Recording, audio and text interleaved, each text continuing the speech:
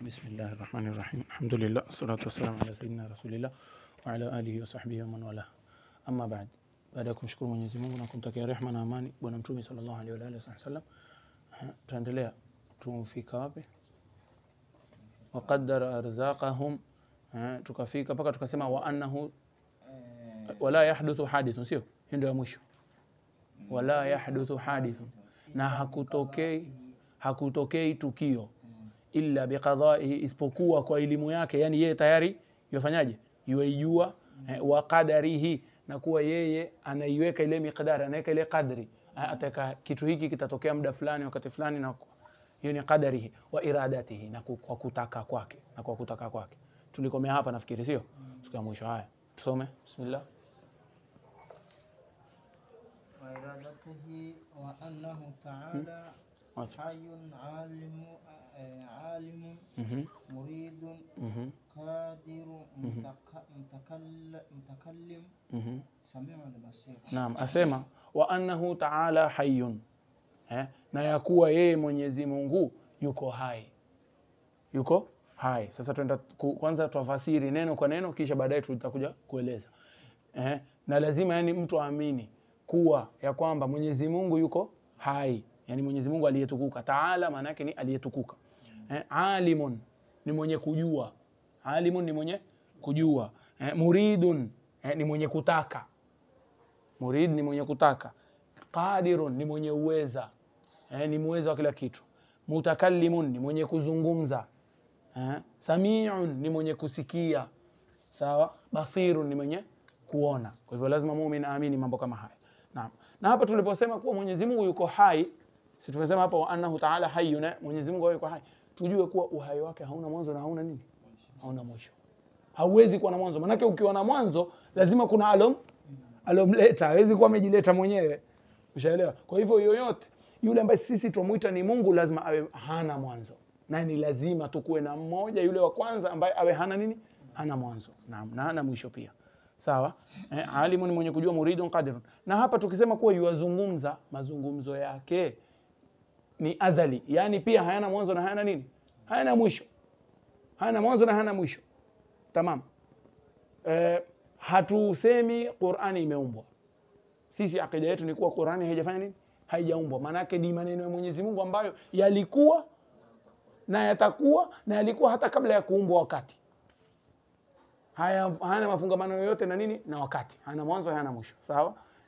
Kisha akisema sami'un, kwa yuasikia. Tulisema sami'un ni kusikia. Basirun ni mwenye kuona. Tukatanabahisha ile siku ni kuwa yuasikia lakini bila nini? Masikio. Yuaona lakini bila nini? Bila macho. Yuaona atakavyojua kuona, na tukatoa mfano. Mtu katika ndoto husikia, huona, hupigwa, lakini kweli ameona na macho. Yamfunga macho kamwe, lakini yuona vitu ndotoni. Hata hivi sasa mimi nikikwambia mumjua Maulana Jamal, tumjua ama hatumjui? Ama tuseme nani mtu mashuhuri yani, mumjua Kenyatta? Haya, tupige mfano Kenyatta. Mumjua Kenyatta?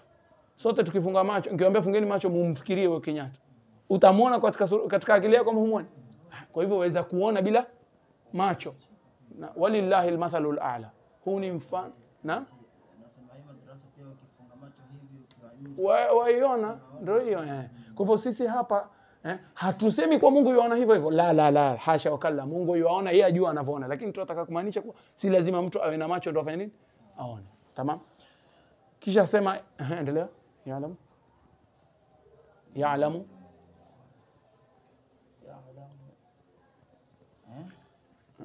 basir. Ya'lamu kha'inata. Ya'lamu kha'inatal a'yuni wa ma tukhfi as-sudur. Sudur. Asema na yeye Mwenyezi Mungu yuwajua hata kule yani wanasemaje, sariqatun nadhar, yani ile kwa mfano tumeketi mimi hata sio, yani yuwajua Mwenyezi Mungu kwa neno hapo tutasema yuwajua khiana ya macho. Yuwajua nini? Khiana ya macho. Wama tukhfi sudur, na yuwajua pia vitu ambavyo yani moyo unavificha, vifua vinaficha vitu fulani, sio? Mwenyezi Mungu anajua.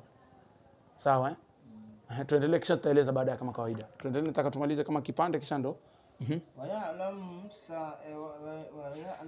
Asirra. السر وأخفى.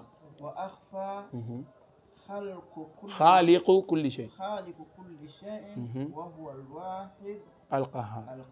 واحد القهار. نعم. ويعلم السر وأخفى. Na anajua siri na iliyofichamana. Na iliyo nini? Fichamana. Tutaeleza yani kwa upana. Khaliqu kulli shay, yeye ndo muumba wa nini? Wa kila kitu. Wa huwa alwahid, na yeye ndio mmoja. Alqahar, mwenye qahri. Qahri yani ni mwenye kuweza juu ya watu wengine. Akisema fulani nitampa adhabu, yani ana uweza wa kumshinda yule mtu mwingine. Tamam. Haya, sasa tukirudi tukieleza kipande hichi. Tumeanza ya'lamu kha'inatal a'yun. Kha'inatal a'yun sisi tumefasiri kwa nini? Khiana ya macho. Nini maana ya khiana ya macho? Khiana ya macho ni ile wao wenyewe wanasema sariqatun nadhar. Wa alaykum salaam wa rahmatullah. Wa alaykum salaam wa rahmatullah. Sariqatun nadhar ni hivi. Kwa mfano tuje Muhammad yuko. Waliyadhu billah, mimi Muhammad alipoingia mimi nimwangalia khalfani nimwambie hivi.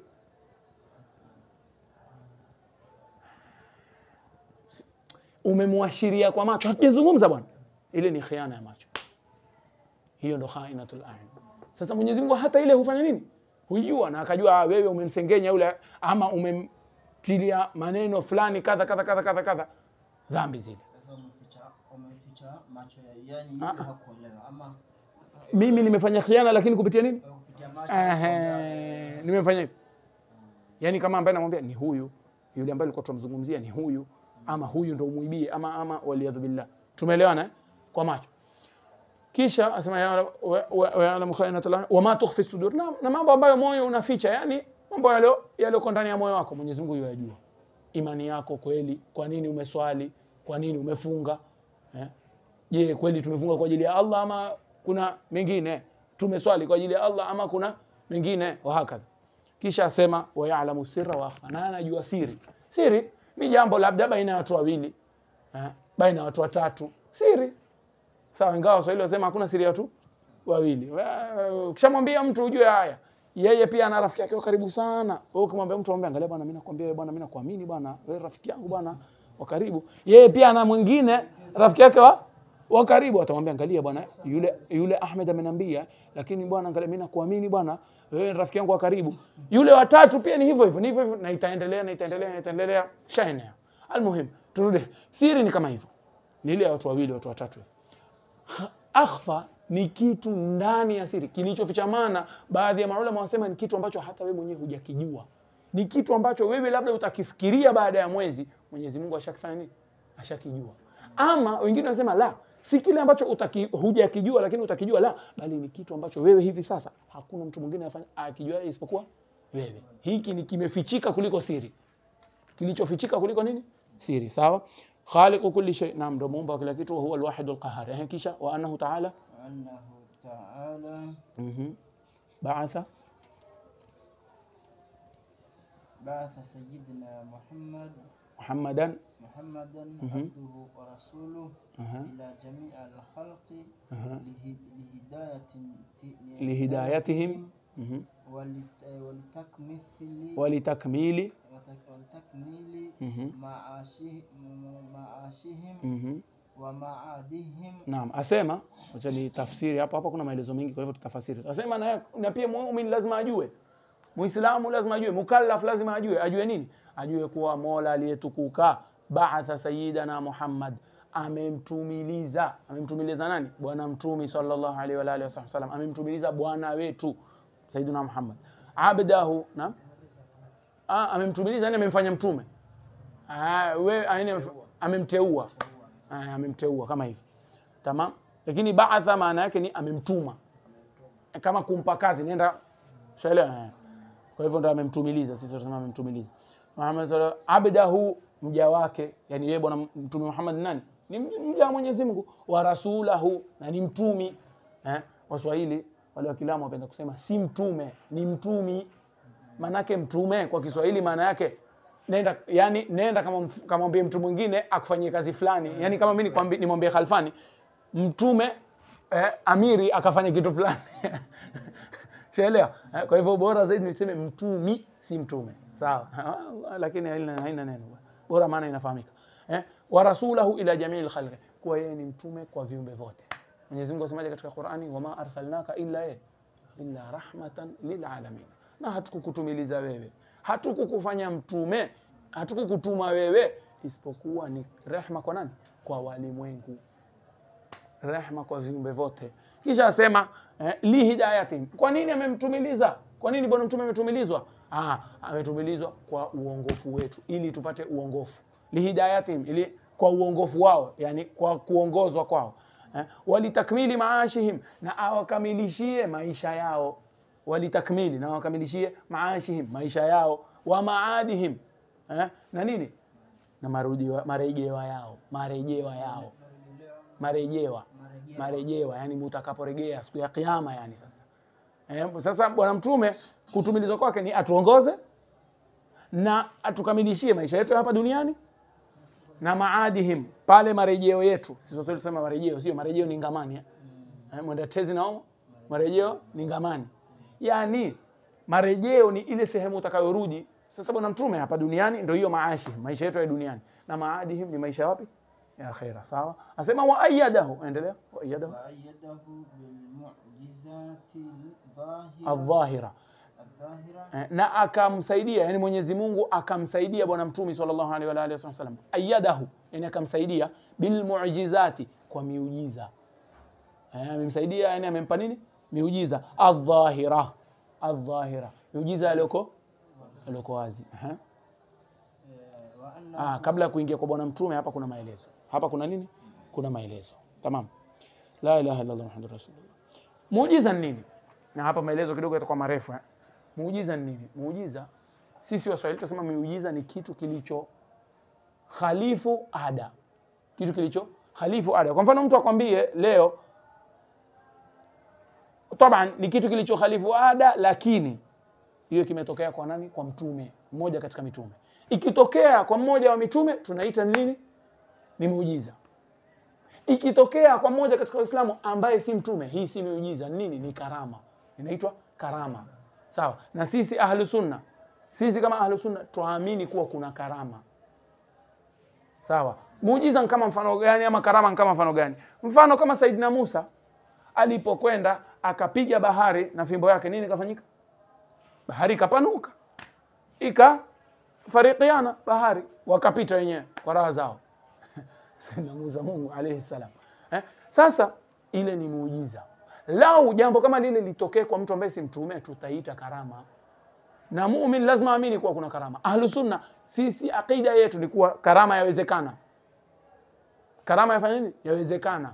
Mtu akija kuambia bwana wali fulani amfanya kadha, hufai kusema haiwezekani. Waweza kusema mimi siamini, haina neno. Yaani mimi siamini kuwa imemtokea nani fulani, haina neno. Na takuja, acha kwanza nimalize. Waweza kusema mimi siamini kuwa imemtokea nani fulani, lakini kusema karama haiwezekani, ujue hiyo ni haramu. Dalili ya kuwa karama inawezekana. Kwa nini mimi nimesema hapa maelezo ni marefu? Maana tuko katika zama watu wengi. Ukiwaambia bwana wali fulani amfanya kadha, mtu fulani amfanya kadha, hapo yakwambia ni nyinyi sasa munzidi, haiwezekani jambo hilo. La, haiwezekani. Tafadhali, utakujibu. Haina nani? Tafadhali. Sawa? Sasa kuna watu kawaida ukiwaambia bwana wali fulani amfanya kadha, atakwambia nyinyi mumezidi. La, sikizeni. Sheria hili jambo ni jambo la kisasa, ndio watu wanapinga. Lakini tangu wakati wa maswahaba hata hakuna aliyokuwa na wasiwasi. Na tuweza kutaja labda kama matukio nafikiri zaidi ya 10 kwa akili yangu yani. Matukio zaidi ya 10 wakati wa maswahaba. Tusiseme wakati wetu ama kabla, yani baada ya maswahaba. La. Wakati wa maswahaba matukio zaidi ya 10. Katika Qur'ani iko dalili. Sayyidatina Maryam, sote tuambiwa Sayyidatina Maryam. Alipokuwa, manake alikuwa yuabudu, Sayyidatina Maryam alikuwa akiabudu kwenye mihrabi. Utapata misikiti mingine kitambo, huku si sana hapa Kenya nafikiria. Utapata misikiti mingine ina milango kule kwa mbele. Kisha kuna kama kichumba hivi. Kile kichumba huwa imamu akija Ijumaa mapema, yuaketi kwenye kile kichumba akapiga swala zake nini, ikikaribia wakati wa khutba afanye nini? Atoke. Manake si sunna imamu kuja msikitini mapema siku ya Ijumaa. Ni sunna aje kabla tu ya khutba. Sawa? Sasa kile kirumu kiko. Kile kirumu pia huko kitambo takriban kama kile Sayyidatuna Maryam alikuwa akiabudu pale. Na ilikuwa hakuna mtu yeweza kuingia isipokuwa nani? Sayyidina Zakaria. Sayyidina Zakaria akaenda, hiyo mpata Sayyidina Maryam ana matunda ya wakati wa baridi, siku za joto yana matunda ya wakati wa baridi. Msimu sio maembe yana nini? Ana maembe. Msimu sio watermelon yana nini? Msimu sio maapple yana maapple. Akamuuliza, "Anna laki hadha, wewe uyapata wapi haya?" Sayyidatuna Maryam akasema, "Min indillah." Mimi nimepata kutoka kwa Mwenyezi Mungu. Na yeye ndio yaruzuku mpaka mwisho. Saidina Zakaria pale pale akaomba dua. Hapo si mahalu shahid. Mahalu shahid ni wapi? Sayyidatuna Maryam alipata matunda ya wakati wa baridi, alipata wakati wa joto. Msimu wa joto amepata matunda ya baridi. Haiwezekani ile kiakili. Sisi tutasema kwa lugha yetu kiakili, lakini kiakili si kiakili. Kiakili inawezekana, Mungu anaweza kufanya chochote. Kiakili inawezekana. Moyo wote mwenye imani yajua kwa hili inawezekana. Hatuna wasiwasi kabisa, lakini hatujalizoea. Kwa hivyo kikawaida ni jambo ambalo halijazoeleka. Lakini Saidina Maryam limemtokea. Na Saidina Maryam je, ni mtume ama si mtume? Si mtume. Sayyidatuna Maryam si mtume. Kwa hivyo limemtokea mtu ambaye si mtume, jambo ambalo linakhalifu mambo tuliozoea, linakhalifu kawaida. Tuko pamoja? Kwa hiyo kutokea kwa karama kwa mawali haina wasiwasi kabisa, hata tushtuki, na jambo lawezekana. Na lau tuambiane lau haki, miaka 700 iliyopita labda kungekuja mtu akwambia, bwana mimi jana nilikuwa Amerika, leo niko Kenya, ungemwamini? Jana nilikuwa Amerika, leo niko Kenya, ungemwamini? Miaka 700 iliyopita, mwaonaje? Hata miaka 700 iliyopita, miaka 100 tu iliyopita, mtu aje kwambia, bwana mimi jana nilikuwa Amerika, leo niko Kenya, taamini? Kwa nini? Si sahihi, inawezekana. Lau mtu aje hapa aingie, bwana mimi natoka Amerika sasa hivi, ninaingia kama masaa 2 iliyopita, utakataa? Yaani jana alikuwa Amerika, leo yuko Kenya, utakataa? Sasa kawaida jambo la kwa hivyo si eti haliingia kilini, ni jambo zama zile ilikuwa halijazoeleka. Mungu alipowapa uwezo wanadamu, wakaja wakajenga hizo ndege zao na nini, ikawa imezoeleka kwenye sera. Na taendelea kisha mwisho bado. Kwa mfano kisa cha bwana mtume cha Isra na Miraji, aliporudi kutoka Miraji aliulizwa na wale Makoreshi, wewe wasema hivi, wale makafiri yani wataka sasa kumuenjoy, wakamwambia tuambie Baitul Maqdis iko vipi, tusifie ile Baitul Maqdis. Wewe kweli umekwenda, sisi tunajua wewe hujawahi kwenda Baitul Maqdis, tunajua hujawahi kwenda Baitul Maqdis, basi kama kweli umekwenda hiyo jana usiku, tusifie iko vipi? Ina madirisha mangapi na milango mangapi? Bwana mtume hakwenda kule kuangalia nyumba ikoje. Basi bwana mtume sallallahu alaihi wasallam pale pale asemaje katika hadithi, Mungu akaniletea Baitul Maqdis hivi, na iona kama yani kama ameileta paka hapa. Zama zetu ukiambiwa kama sasa umeona Al-Kaaba, mara ngapi umeona Al-Kaaba? Ushawahi kwenda? Hatujai kwenda, lakini tuijua hatujui.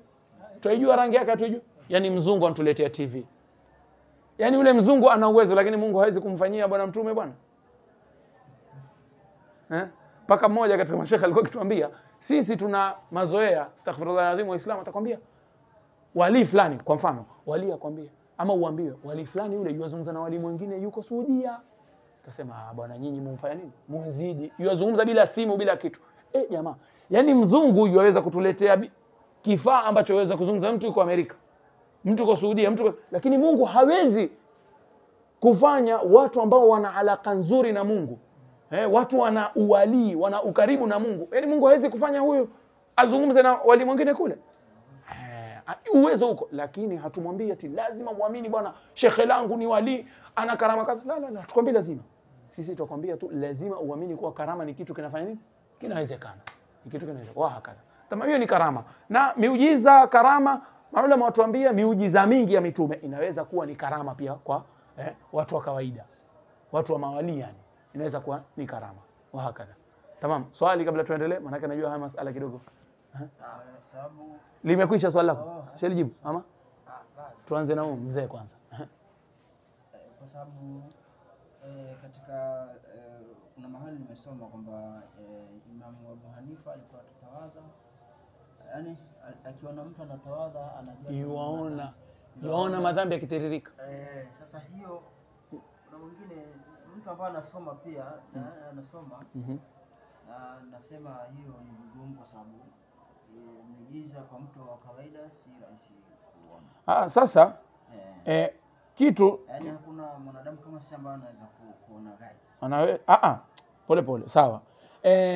Kwanza tunachofaa kujua, mimi kihakika nitakwambia mimi upande wangu. Mimi sikupokea hiki kiso kutoka kwa Imam Abi Hanifa. Nimesikia hiki kiso kutoka kwa nani? Imam Ahmad bin Hanbal. Na mara nyingine mmoja wa mpokezi za kuwa amekosea akasema ni imamu fulani, ama aweza kupokea kutoka kwa huyu na kwa yule mwingine. Lakini haina neno. Sisi kama Ahlus Sunna tunasema ikiwa ni kweli yule aliyotupokelea hii habari amesema kweli, ahlan wa sahlan, tuamini.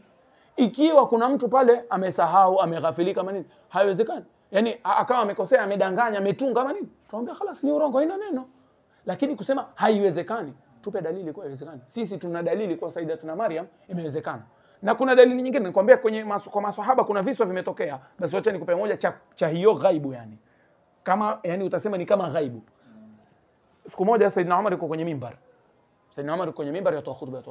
Na hii iko katika sahihi. Hawawezi kupinga hata wao wanaopinga. Maana hao wanaopinga tunawajua, lakini hata tu hakuna haja kutajana dini. Sisi kazi yetu ni kubainisha yani kitu kwa dalili. Sayyidina Umar yuzungumza kwenye mimbar. Atoa khutba ya kawaida. Mara akaanza kusema ya Saria aljabal. Ya Saria aljabal. Ewe Saria, angalia nyuma ya jabali. Angalia nyuma ya nini? Jabali. Wale maswahaba walioketi pale wakashangaa sana. Maswahaba wakashangaa sana. Wakaanza kuuliza kuna nini? Saidina Ali akawatuliza akamwambia ngojeni. Saidina Umar atawabainishia baadaye. Maana fikiria mtu yezungumza takwa, ucha Mungu nini, kisha mara aanze kutaja jina. Muhammad ye. Angalia hapo nyuma ya kibanda. Na huyo Saria mmoja ni nani? Saria ni katika maswahaba alikuwa Sham, Saidina Umar yuko Madina. Wakati huo ni masafa ya wiki 2 kama sijakosea au zaidi. Kama tuseme mfano tena mfano si sahihi. Kama mimi niketi hapa nimwambie mtu pale Sofia Center na hapa nkaribu sana. Sham ni hapa, labda tuseme na wapi, manake wakaenda na farasi kwa wiki 2. Wallahu alam, labda Nairobi. Hata nafikiri zaidi. Wallahu alam. Sina uhakika, yani sijawahi kufuatilia. Lakini ni mbali. Sasa hebu piga hesabu mtu hapa na pale Sofia Center. Mimi nianze kusema ya Maulana Jamal. Angalia hapo bwana kuna mwizi atakuibia. Nyinyi mtaniambia nini mimi? Kidogo. Saidna Umar sasa aliposema vile wale maswahaba wakashangaa kuna nini? Baada ya swala wakamuuliza, ya Amirul Mu'minin, kulitokea amri kadha. Akamwambia maana yake nini hiyo? Saria aljabal. Saria ni jina la yule mtu. Sasa Saidna Umar anasema ewe Saria, jina lake, yuko huko mbali, yuko Sham, yuko Syria, tuseme sasa yuko Mombasa town kule. Amwambia ewe Saria, kuna mlima hapo nyuma, maadui wako nyuma ya mlima. Waangalie huyo Saria amekwenda jihadi huko Syria. Saria pale akaangalia na wakashinda. Huku Saidna Umar baada ya juma akaulizwa, akamwambia mimi naona Waislamu wale walioko Sham kule wako kwenye jihadi wanaviziwa. Maadui wanakuja nyuma ya jabali watawapata ghafla. Sasa nikamtanabahisha yule. Saidna Umar yana ghaibu. Tumeona? Imetokea hii na iko katika sahihi. Aliporudi yule Saria, waliporudi wale kutoka jihadi baada masiku ama ni mawiki, wakamuuliza Saria. Ama katika riwaya yeye mwenyewe akamwambia, mimi niko kule bwana, sisi tuko kule jihadi, tumesikia sauti ya Umar. Tukatanabahika na tukawapata wale maadui. Sasa hii ni ghaibu Umar alibla. Sisi twasema kuwa hakuna ajuaye ghaibu isipokuwa Mwenyezi Mungu, lakini Mwenyezi Mungu huweza kuwajulisha baadhi ya waja wake baadhi ya mambo. Siku moja pia iko katika sahihi. Saidna Uthman ameketi. Tutatoa mfano wa pili kisha basi nafikiri itakuwa imethibiti. Saidna Uthman ameketi msikitini watoa darasa ama ni mawaidha. Mara akaja kaingia mmoja katika ima ni maswahaba au tabiina. Alipoingia yule kumbe alikuwa ameangalia mwanamke pale nje. Alikuwa amemwona mwanamke ambaye si halali yake, akamwangalia, akamfuata kwa jicho. Yule alipoingia ndani, Saidna Uthman pale akatoka na maneno. Akasema, mtu atazini hapa nje kisha aje hudhurie darasa letu? Mtu atazini kisha aje ahudhurie mawaidha haya? Yule mtu akagutuka. Hapo akajua mimi ninamwangalia mwanamke ambaye si halali yangu. Hapo akamuuliza Saidna Uthman, ya amiral mu'minin au ya khalifat rasulillah, ewe khalifa au mtume, awahyu baada rasulillah, kuna wahi baada ya mtume? Je, kuna wahi unashuka baada ya mtume? Wewe umejuaje kwa mimi nime? Akasema la, bal hiya firasa, bali ni firasa. Nini firasa? Firasa bwana mtume anasema ittaqu firasatal mu'min, ogopa ile firasa ya mu'min. Firasa sio Swahili, nafikiri tunasema nini firasa? Firasa kama kusema jicho la ndani. Mara nyingine wewe mashallah kama mtu ni mustaqim, utaona akiona mtu sema mimi huyu bwana simuamini amini. Labda wewe hujafanya muamala na yeye, lakini ukimwona piga mimi huyu bwana simuamini amini. Naona kama nikifanya biashara naye huyu atani simuamini amini. Ile ndio inaitwa firasa. Ukimuuliza sababu gani? Mimi sijui, lakini moyo wangu hau. Kama yule ni mustaqim, mtume amesemaje? Ittaqu firasatal mu'min. Sasa Saidina Uthman hapa aliona ghaibu na yeye alikuwa msikitini. Na mambo kama haya yalitokea sana na sana na sana, wala hayashtui wala hana wasiwasi. Wallahu a'lam. Tuko pamoja? Wale ambao wasema haiwezekani, tuambie leteni dalili, haina wasiwasi, tupeni dalili. Mkitupa dalili tutaunga mkono. Lakini dalili tunazozipata, muamala wa maswahaba, muamala wa wale waliokuja baada ya maswahaba, muamala waliokuja baada yao, baada ya tunaona kwenye vitabu, tunanukuliwa visa vya Imam Shafi, karama zake. Ukisoma kwenye vitabu utaambiwa min karamatihi, katika karama za Imam Shafi akifanya kadha. Mwanachuoni mwingine karama zake kadha. Tusikia karama mpaka kwa Imam Nawawi. Tuambiwa kuwa mmoja katika maulama waliokuja baada ya miaka 600 takriban baada ya hijra, nafikiri ni Imam Nawawi na kuna mwingine Adhrai. Sasa sina uhakika yupi, lakini alikuwa akiambiwa akisoma usiku anasoma, mara nyingine mshumaa unafanya nini? Unazima. Mshumaa ukizima hana taa. Bwana msikiti miti iliyoko nje inanawiri, inamkaribishia taa mpaka iweza kusoma. Mwingine mwanachuoni mwingine anasema la, si miti inaomwashia taa, yeye mwenyewe kwa kidole chake. Ni karama Mungu yompa mtakaye. Weza kubali, sawa. Weza kataa, haina neno. Ukikataa kuwa siamini karama hii, yule bwana mimi siamini kuwa ni wali, haina neno, shauri zako. Lakini kusema kuwa haiwezekani, hakuna. Ahlus sunna sisi tunasema haiwezekani. Na ambaye yosema haiwezekani ajue yeye ni Mu'tazila, si Ahlus sunna. Ahlus sunna wanaamini karama. Na hili ni jambo tangu jadi liko mpaka leo. Shida tu, mushkila lazima pia tubainishe ni kuwa zama zetu kuna matapeli. Kuna watu wanadai karama. Kila mtu anadai karama, mimi na karama fulani, yule ana karama fulani. La. Hao wanadai karama, sisi tuambia poleni bwana. Mmoja katika maulama, nafikiri ni al-Imam al-Junayd, alikuwa azungumzia jambo hili akasema, mkiona mtu yoyote atatembea juu ya bahari, msishtuke bwana. Samaki yotembea ndani ya bahari. Si juu. Samaki yotembea ndani ya bahari na hafi. Ukiona mtu ampaa juu ya hewa akashuka, msishtuke bwana. Ndege, kurabu kila saa yuko juu ya hewa. Msishtuke bwana. Muangalieni kwenye sunna. Muangalieni kwenye kitabu cha Mwenyezi Mungu na sunna ya Bwana Mtume sallallahu alaihi wasallam. Ikiwa anayo sunna, ikiwa anashika kitabu cha Mwenyezi Mungu, basi huyo ndo nani? Ndo wali. Ikiwa hana kitabu na sunna, haswali, hashiki sunna, hajali sunna, yudharau sunna za Mtume, hajali faraidhi za Mtume, basi mweke kando huyo. Ni mchawi tu huyo. Ni mchawi kama wachawi wengine. Shauri zake hata aseme yeye shekhe, aseme nani. Sisi tutakuangalia mizani yetu ni kitabu na sunna bwana. Ama kufanya haya mambo ya kini macho sijui nini, kila mtu yaweza kwenda kwa uchawi na wafanye mambo kama la. Sisi tuangalia kitabu na nini na sunna. Nafikiri Imam al-Junayd. Kwa sisi mizani yetu ni kitabu na sunna.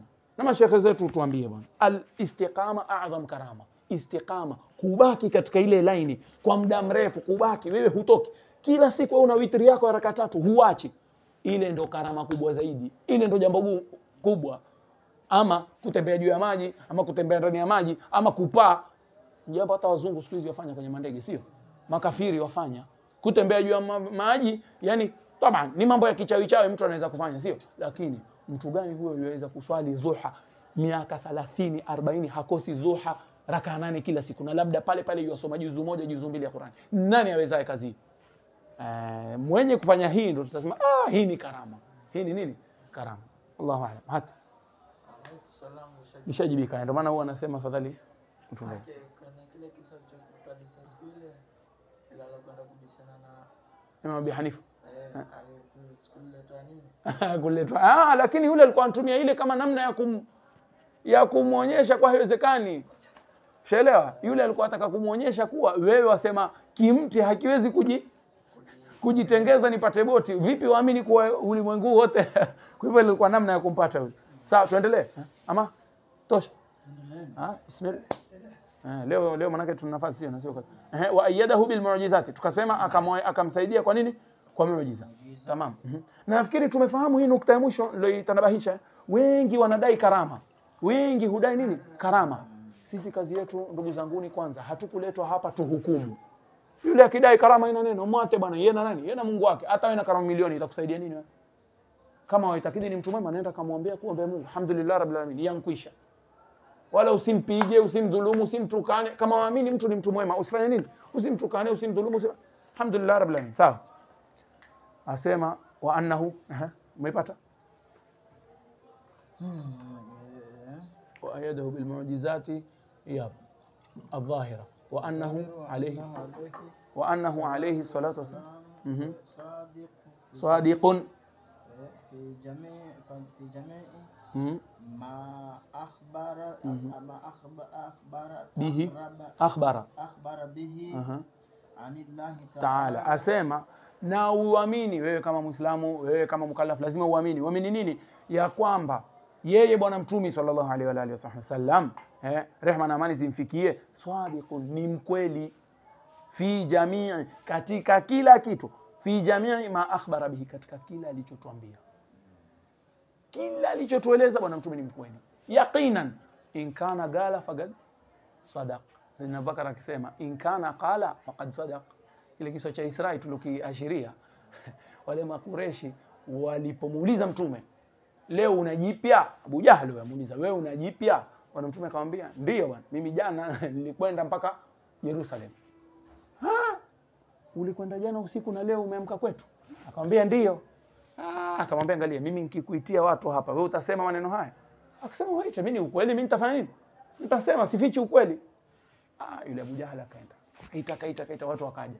Bwana mtume akasema, basi kuna waliokuwa wakicheka, kuna walioshika vichwa, kuna watu akaitwa Saidina Bakar, akaambiwa, alikuwa yuko mbali, akamwambia bwana, umesikia rafiki yako amesema nini leo bwana? Ameleta kubwa zaidi leo. Asema ati ankwenda kule Baitul Maqdis na akarudi kwa usiku mmoja. Saidina Bakar akasema, amesema kweli? Kweli haya maneno yeye ndo amesema? Akasema ndio. Basi Saidina Bakar akasemaje? Maneno yake mashuhuri, in kana qala faqad sadaqa. Ikiwa amenena maneno hayo, ikiwa amesema maneno hayo, faqad sadaq, basi amefanya nini? Amesema kweli. Khalas. Sisi kama Waislamu hiyo ndio inafaa kwa itikadi yetu. Akasema mimi naamini makubwa kuliko hayo. Saidina Bakar akaashiria Miaraji, akasema mimi huamini makubwa kuliko hayo. Gani? Akasema mimi huamini kwa yeye alitoa habari kutoka mbinguni. Sasa yeye kunaambia kuwa amekwenda tu mpaka Baitul Maqdis kwa usiku mmoja halinishtui. Mimi huamini malaika hushuka kila siku kumzungumzisha. Sasa ukiniambia kuwa amekwenda mpaka Baitul Maqdis, hilo si kubwa bwana. Wale wenyewe wakashangaa. Ndio baada hapo Saidina Bakar akaitwa nani? As-Siddiq, mwenye kusadikisha chochote alichokuja nacho bwana mtume. Na hii ndio inafaa kuwa imani yetu sisi kama Waislamu. Khalas, bwana mtume amesema ni hivi ni hivi, alhamdulillah rabbil alamin. Tamam. Asema lazima Muislamu. Kisha asema minas sirati. Endelea. Minas sirati wal mizan wal hawd wa ghairi dhalika min umur al-akhirati wal barzakh. Asema yani ametaja miongoni mwa wale mambo ambayo bwana mtume ameashiria. Asema minas sirati. Sirati ni sirati siku ya kiyama. Mungu atujalie ni tupite kwa salama salimini. Kuna ile sirati, chini yake ni moto. Ile lazima kila mtu atapita. Lazima kila mtu atafanya atapita. Mwenye amali nzuri nyingi atapita mbio mbio. Katika riwaya zimekuja katika hadithi, kuna ambao watapita kwa spidi ya taa, spidi ya umeme. Kuna ambao watapita kwa spidi ya kufumba na kufumbua macho. Kuna ambao watapita mbio lakini si mbio kama ile ya kufumba na kufumbua. Kuna watu wale wa mbio zaidi hata hawatojua kama mpita kwenye sirati. Yaani kila mtu yuaona kadri ya upana wake.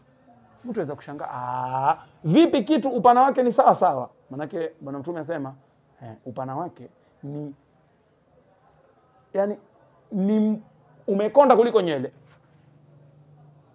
Hii nyele moja hii. Ile sirati imekonda kuliko nyele.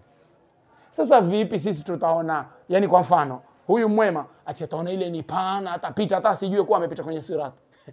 Na huyu ataona kidogo ni pana kidogo, lakini si nyembamba sana. Kisha mimi nitaona kama kinyele. Vipi ingia akilini? Muonaje chungu akiona guu lako? Yona ni kitu kubwa ama kitu kidogo? Yona ni kitu kubwa sana, sio? Lakini wewe mguu wako ona kitu cha kawaida. Kweli morongo. Lau uchukue hii ni pilipili, sio? Uchukue hii uweke juu ya chungu, ataweza kutembea? Yaani yule chungu yuona kama hiki kitu kikubwa, lakini wewe ukiona vipi? Chungu nini? Waona hii nini? Chungu. Wanaitaje wale chungu hao watu wa Tanzania? Tambaa. Sisimizi. Haya huyo Allah yenu. Huyu ni Tanzania huyo. na Tanzania huyo. Maana na mambo kivyake, maana alikuwa sijui ananiuliza ile kijifuko sijui ametaja kitu gani?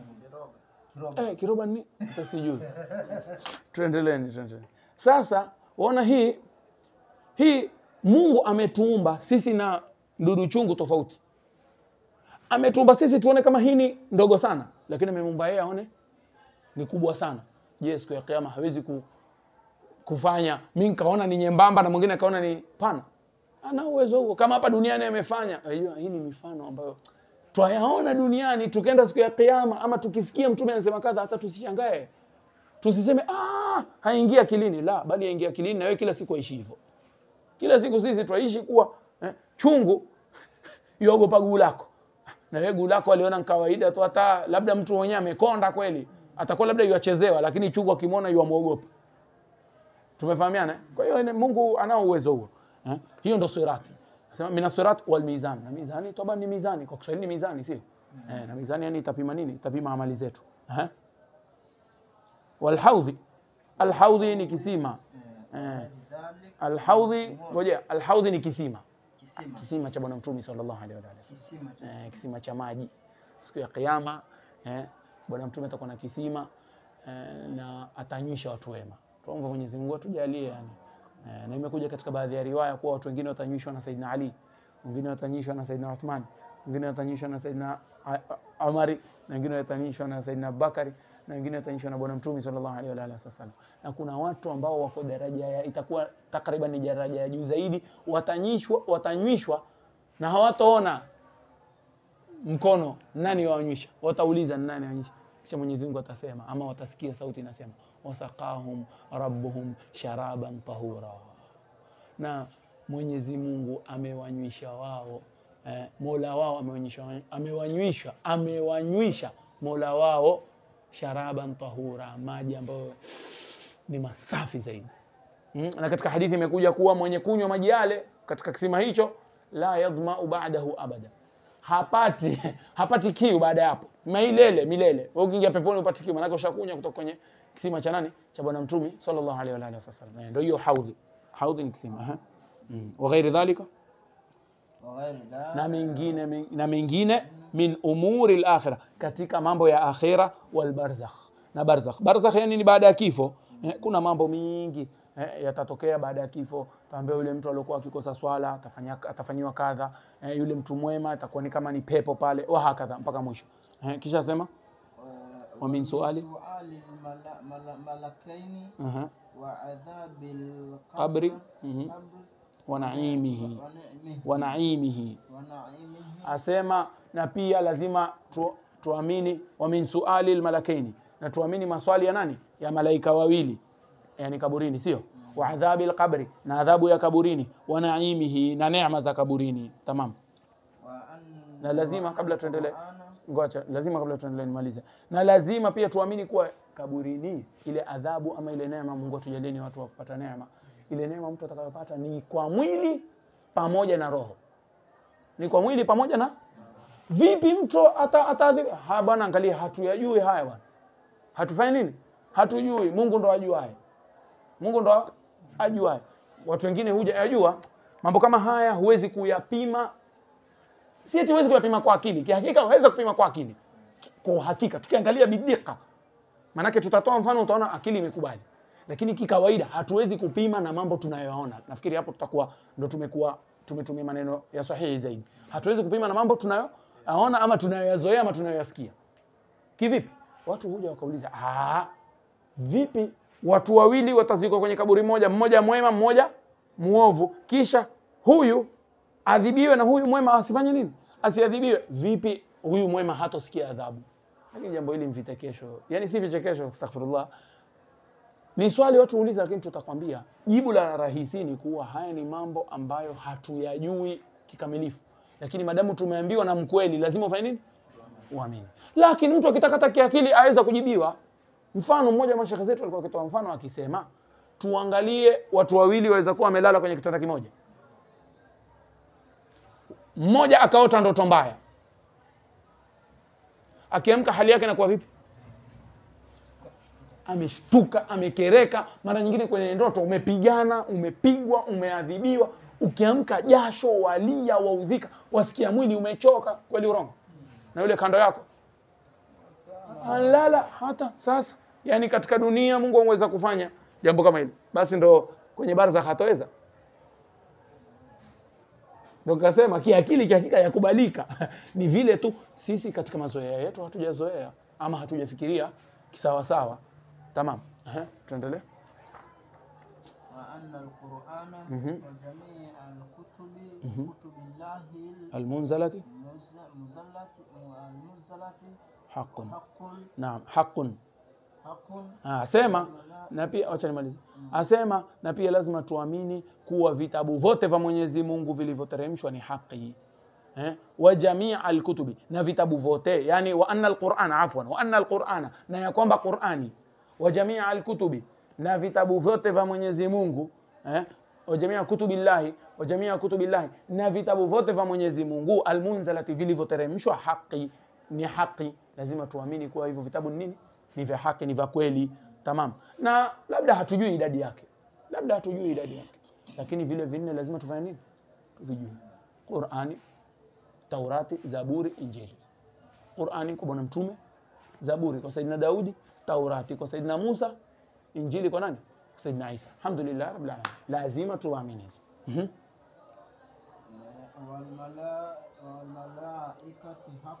Wal malaikata haqqun. Na pia lazima tuamini kuwa malaika nini? Ni haki. Wal jannata haqq. Na pia lazima tuamini kuwa pepo ni nini? Ni haki. Na lazima pia tuamini kuwa moto ni nini? Ni haki. Wa jamii ma jaa bihi sayyidina Muhammad sallallahu alaihi wasallam haq. Naam. Na kwa kifupi ni chochote alichokuja nacho bwana mtume sallallahu alaihi wasallam lazima tuamini kuwa ni haki. Kitu chochote hata kidogo, hata kadri ya unywele, tukikataa basi kama kile kimethibiti katika Qur'ani, basi mtu ni kafiri. Mtu yeyote ambaye atakataa hata herufi moja katika Qur'ani si Muislamu. Leo alhamdulillah imamu ametaja ama khatibu amezungumzia masala ya maalum min ad-din bid-darura. Mkumbuka tukiyataja hapa amu sahau tulisema al-maalum min ad-din bid-darura nini maana yake? Yanayojulikana katika dini kwa nini? Kwa dharura. Tukasema ni mambo ambayo wanashirikiana wasomi na wasiokuwa wasomi katika kuyajua. Mkumbuka? Kwa mfano swala adhuhuri raka ngapi? Raka 4, sio? Raka 4. Ukaenda kwa mtu ambaye ni jahil, hajasoma, ajua ama hajui? Ukaenda kwa mtu ambaye amesoma, ajua ama hajui? Kwa hivyo wanashirikiana katika kujua jambo lile, sio? Ile inaitwa maalum min ad-dini bid-darura. Yeye amezungumzia hija leo. Yeye amezungumzia hija leo. Kwa hiyo ile hija asokuwa msomi na aliokuwa msomi wote wanajua kuwa hija nini? Lazima. Yoyote anayekataa jambo kama lile si Muislamu. Si Muislamu. Maalum min ad-din bid-darura kama hiyo. Kwa hivyo yote alikuja nao bwana mtume sallallahu alaihi wasallam. Unajua kuna mambo amekuja nayo lakini yamekuja katika hadithi moja tu. pale tutasema lazima tuamini, lakini yule ambaye haamini si kafiri. Yule ambaye haamini, kwa mfano kuna hadithi ni sahihi iko katika Bukhari, lakini hadithi moja, tutakwambia ama tutamwambia yule mwenye kuamini ni wajibu uamini, yarhamkallah, ni lazima tuamini. Waislamu lazima tufanye nini? Tuamini. Lakini lau kutakuja mtu asipoamini hiyo hadithi ambayo imekuja kwa njia moja pekee yake, tutamwambia hujafanya, yani wewe si kafiri, wewe si nini, ama yeye si kafiri, lakini yeye ni fasik, yeye ni mtu fasik. Tamam, mwenye kukataa hadithi iliyothibiti yeye ni fasik, lakini mwenye kukataa kitu katika Qur'ani ama imekuja hadithi nyingi sana, basi yeye nani? Yeye ni kafiri. Tumefahamiana mpaka hapa? Haya.